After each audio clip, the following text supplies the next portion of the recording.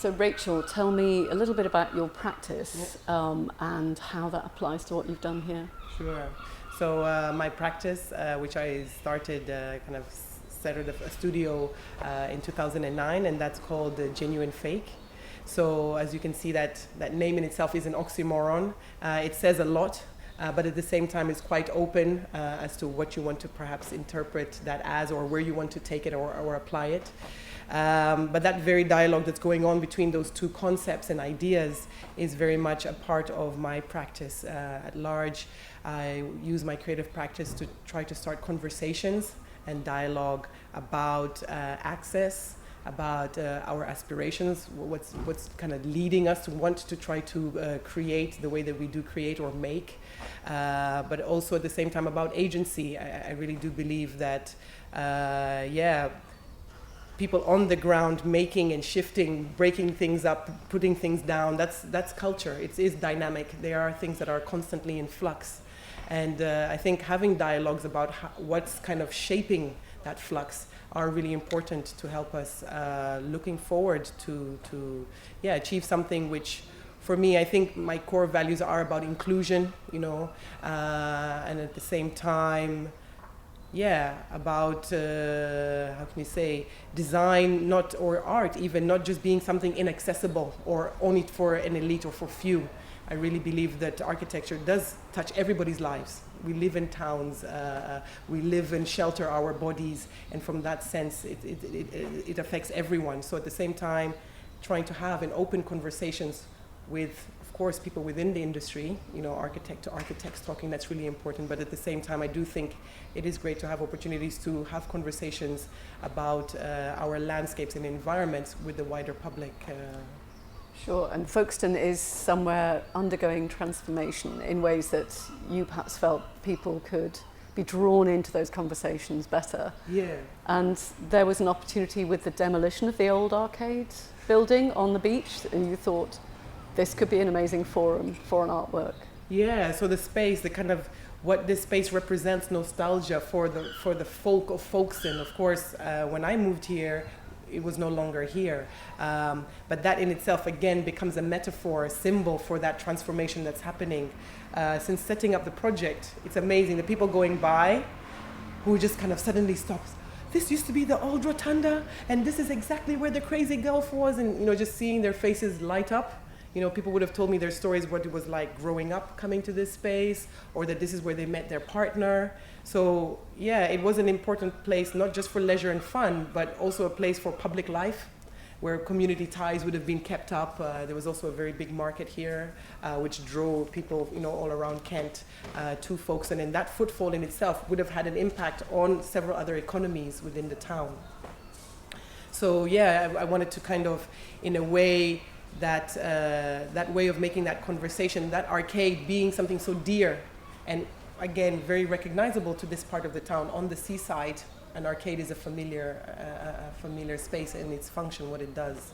So building those elements and bringing them in as part of the artwork.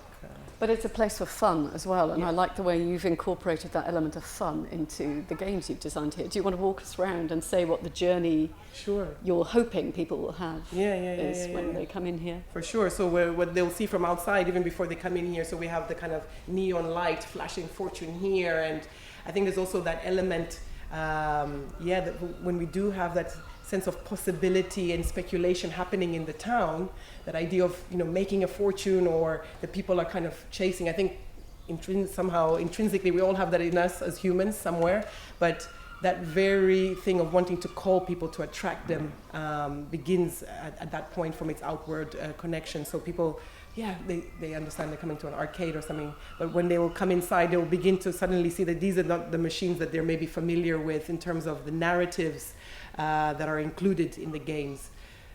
Maybe it's a good time for me to mention that along the process of putting together the games, when I kind of started to form the idea more concretely, I was going out and speaking to a lot of different communities and just keep people within the community, within Folkestone. So from youth justice to disability to elders within the community. I spoke to a lot of different people, and from having these narratives started thinking, okay, how can I now start to integrate them? Of course, in a sensitive manner. I really felt quite conscious that, you know, there's an element of play and fun, but this is also real people's lives that we're talking about within that. So yeah, I can show you the first game. We have the air hockey. And the air hockey game is I want people to start to have a conversation a bit about, the former, basically, Debenhams building that we had. Debenhams, along with, I believe, nearly 20 around the UK are going to close. So this is not just a question just for Folkestone. It is a national but also global question that online shopping trend has already started from offline to online, but I think in the last years that's really kind of intensified. But what do we now do with these buildings that we are going to find all over our cities and our towns? So that's what I'm asking people to do at the air hockey game. So I'm saying, what now? So people can nominate what they would like to have, you know, inside there. Do you want an indoor farm? Do you want a cinema? Do you want pop-up places for smaller businesses to make a startup? Whatever they want to do is start thinking about that and actually have a conversation, but at the same time battle it out on the air hockey table to see who's going to win. We'll be tallying these up, and at the end of it get some kind of an idea of like what would Folkestone, through the arcade and through play, nominate as wanting to transform the former Debenhams. But that's also quite related to another project. So there are projects which are going on in Folkestone which are having these conversations. I might mention here the People's Report, which is a project being done by some local artists. I believe the city council is looking to the high street and how to regenerate it, and also together with an architecture urbanist practice called We Made That, and they've just produced a kind of report from having spoken to a lot of people, but you know, going to the nostalgia of what did Debenhams coming to Folkestone mean to the town? What did it mean emotionally to people? And now that it's gone, you know, well, what does that again mean to them? But at the same time, let's be positive, because that does give us an opportunity for something else to come in there. So that's the air hockey game. Coming around, we have the pinball game. And the pinball game, I'm wanting here to basically start having a conversation a bit about migration to the town. So this statement which we have here, which is saying coming and going is why the place is there at all, is from an artist from one of the previous triennials, Tim Etchells, and his piece is on the Harbour Arm. But I thought that statement, which is, you know, familiar with the town as an artwork, really said so much about our spot here. Geographically, we are on the coast facing the mainland. So yes, the migration of people coming and going, there's a long history and legacy of that. So starting from as early as the Bronze Age, you know, when the first settlers would have been kind of coming here because of, the fact that there was fresh water and salt water that gave them, you know, certain conditions for allowing people to come. So other ways from the Anglo-Saxons to the Romans, just the effect that the train coming to Folkestone, what that would have had in terms of, you know, the Victorians were then coming here on holiday because it became so much more accessible. That in itself brought more employment, etc. I've included there Walter Tull, which is a hero of the town of Folkestone. He became a professional, one of the first few black professional footballers, but at the same time the first black officer in the army, and he's from Folkestone.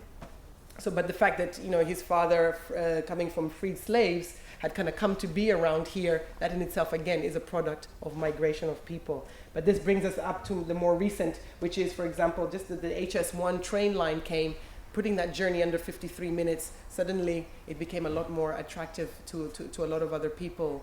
And I've mentioned that in one of the other pieces that, the train line could almost be one of the biggest influencers of, you know, what has become of Folkestone and the town.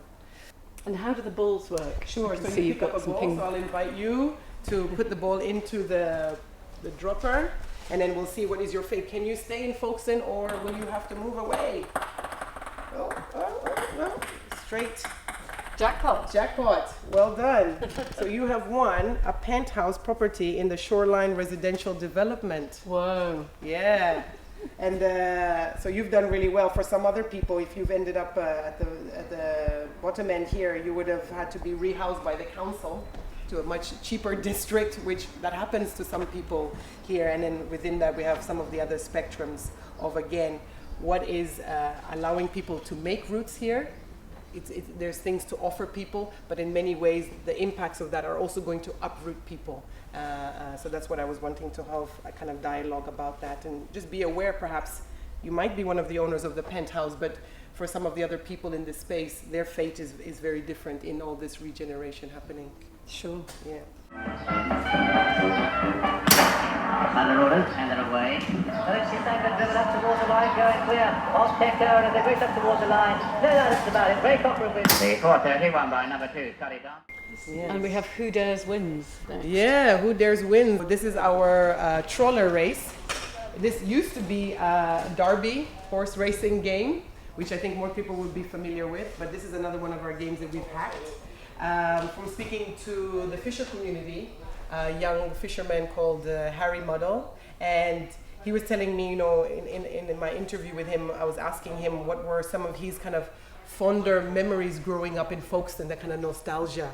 And he said that the trawler race, once a year, I believe from the 1800s, they were even doing a regatta race. So it's something that is, as a practice, has been going on in the space a long time. But the trawler race is a day of the year where, as a young boy, he felt just the excitement of in the morning waking up, and all the families would get into their individual boats and they would race each other. So I wanted that again as a way for people from the town, the folk people, to kind of come in here and recognize we know what the trawler race is about and how that's kind of tied to who we are and where we're from. But at the same time, so in this actual setup, a lot of the other communities that I've spoken to, I've taken an opportunity. So it's not just the fisher families racing each other, it's actually the narratives from some of the different communities that I met and spoke to, and trying to think about and talk about their place in the future.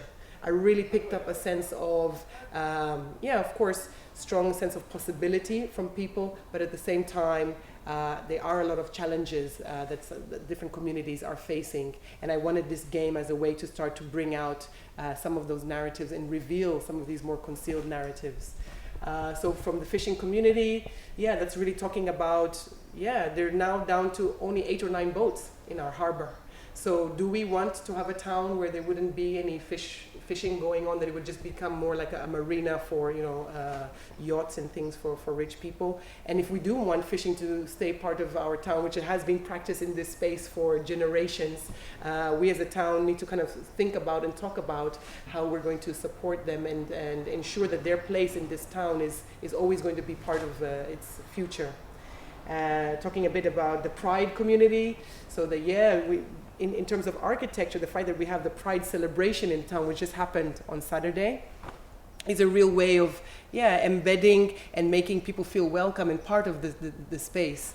And here I'm asking, as the LGBTQ plus communities, also in terms of the perspectives on how we're widening identity, understanding of identity and gender and things, is the architecture in many ways able to facilitate that in going forward. And we have the Nepalese community, so they're one of the more established kind of minority groups here in Folkestone, and the Gurkha Rifles, the Royal Gurkha Rifles, were given their permanent home here in Folkestone in the year 2000. So there is definitely visible a Nepalese community, because not only are they the members that are part of the army now, but the retirees and their families are able to stay. So I really wanted to, from speaking to the young Nepalese lady that I spoke about, she was really telling me how she really feels a strong sense of, she's part of the first generation going into workplaces where there aren't other Nepalese people. So really a sense of, a lot of people might know about my culture in terms of its army heritage and its very distinct cuisine, which we see all around Folkestone, but beyond that, the other facets of our identity are not really seen or shared or appreciated. So I'm asking there the question of, how will they find ways of telling their narratives? We had a chat about, what if there's a young Nepalese person growing up in amongst all this art, these triennials, and seeing how people are telling narratives and hopefully want to tell theirs. And that's maybe a good time for me to maybe mention that, so in this space, beyond it being, in a way, I guess, a place for play, there will be programming, cultural programming, lectures and talks happening in this space throughout the Triennial. So people who are, very engaged with the civic agency within the town, different projects and things, we'll be inviting them to come into the space to talk about what they're doing, but also community encounter dinners. Because I've really found, okay, so the fishermen, maybe they don't get to hear what's going on with the disabled community and what challenges they maybe have. And the same for No Plastic Folkestone. Why would we not have a pool of very varying communities come together using keywords such as the ones that I use in my conversations with the community, which were around opportunities. What opportunities are we facing? What challenges are we facing? And what patterns are we able to recognize? So the fact that they would take the time to share that with one another might really help you to start to view things outside of the silos that we normally are in. Absolutely. Yeah. And is this one last game before we get to the mini golf? Sure, and the last game here is talking about, the very notion and why the word fortune. So I tried to say here that fortune has always been part of this town. And in any towns, many ways, fortune is part of us as people. We create the fortune, actually. So I've mapped, again, from the very first settlements, being that the fortune that this place offered people was the fresh water and the seawater. A lot of different other moments, from St. Anne's wife, the daughter of the King of Kent, who's very much loved saint, and really part of Folkestone's identity, and very familiar narrative with most people. But just what did that mean in terms of fortune? But fortune not only in terms of monetary terms, because the fact that we did have St. Anne's wife really created that dynamic where there was a woman in position of power and kind of communicating with the town at that point in its history. So very differing things, such as even smuggling, the times of smuggling, why was that going on and how was that fortunistic for people? And along the journey, you could maybe follow that, but coming up to more today's point, where we are now a town of around 54,000 people in Folkestone. We do have a scenario where, up to as much as 30% of children in Folkestone are living under the poverty line. So when we're kind of thinking and evaluating what we're seeing, this kind of idea of speculation and possibility, it is a message that I am also trying to include in the work is, how can we be aware that some people aren't going to get left out or even closed out from this process, because property prices rising, such as we talk about in the migration game, might be good for some, but might be really detrimental to another portion of the town. But the journey doesn't end there. It kind of goes off the page as a way of me trying to say, well, it's out now in our hands. We can choose to be more active and less passive by connecting, for instance, with the urban room, but just being more aware of our surroundings and where would that lead us? And that question mark brings us to the last game in the space, which is my fortune teller. Would you like to try one? Just to see, do you have the coupon? I think you need your acrylic one. We'll see what's in store for you. Yeah. Oh, there we go.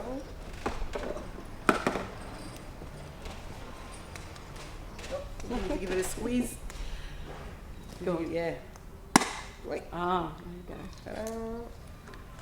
We are never without resources. Here we go. So very true. Yeah. So it all ties in very nicely to the overarching theme that Lewis Biggs has set of the plot. It's like, how do we plot our futures collectively and individually? Exactly. But always mindful of each other. Yeah. Do you want to take us through some Sure, mini golf? do. So this is our nine-hole crazy golf, and each hole here is a place and space in Folkestone. Most people, even people living actually on the other side there, have been able to pinpoint what every hole is. They've all had a good time so far guessing.